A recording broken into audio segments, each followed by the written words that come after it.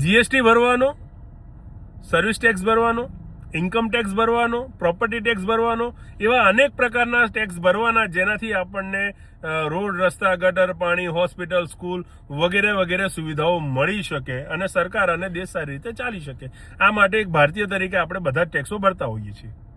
હવે આ બધા ટેક્સ ભર્યા પછી આપણાથી જો ભૂલચૂકથી કંઈ ભૂલ થઈ જાય તો એનો દંડ પણ ભરવાનો. ટ્રાફિકમાં જો ટ્રાફિકના નિયમોનું ઉલ્લંઘન થાય તો એનો દંડ ભરવાનો.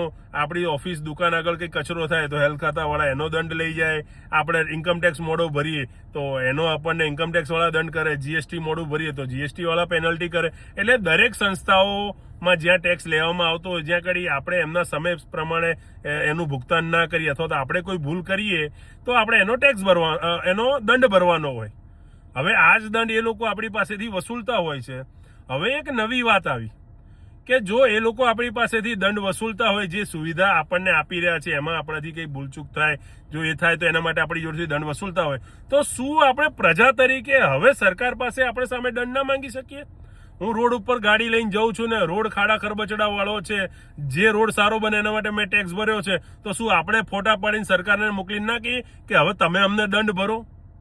જે હોસ્પિટલ સારી ચાલે, જેના માટે આપણે ટેક્સના પૈસા આપતા હોઈએ કે ભાઈ મારું સ્વાસ્થ્ય બગડે અને મારે સુવિધા લેવી છે, તો હું હોસ્પિટલમાં જો અને જે હોસ્પિટલમાં સારી સારવાર ના મળે સરકારી હોસ્પિટલમાં, તો આપણે એના ફોટા અપલોડ કરીને એની જોડે દંડ માંગવો જોઈએ.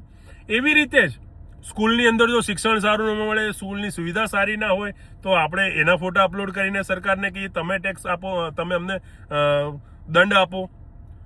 પ્રજા ક્યાં સુધી દંડ ભરભર કરશે? સરકારે બી તો આવો દંડ ભરવો જોઈએ, કારણ કે આખરે તો અલ્ટિમેટ સરકાર તો તમારા મારા બધાના પૈસાથી ચાલી રહી છે. આ તો પેલી ગુજરાતીમાં આપણે કહેવત છે ને કે ગોળો એ આપણો, ગોફણ એ આપણું, ને સાલો ગોળો એ આપણને જ માર પડે. અને આપણે ક્યાં સુધી આ ગોળો આપણો હોય, ગોફણ આપણી હોય તો ગોળો આપણી સામે જ માર ખાખા કરીએ? એકવાર આપણે બી તો સરકારને કહીએ. છે નવી વાત પણ વિચારવા જેવી છે. તમે પણ વિચારો, હું પણ વિચારું, અને આપણે સૌ વિચારીને નક્કી કરીએ કે સરકારની જોડે હવે દંડ વસૂલવાનું શરૂ કરવું છે.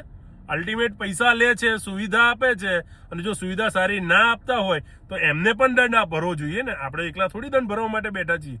નવી વાત છે, વિચારવા જેવી છે. વિચારજો. જય હિન્દ.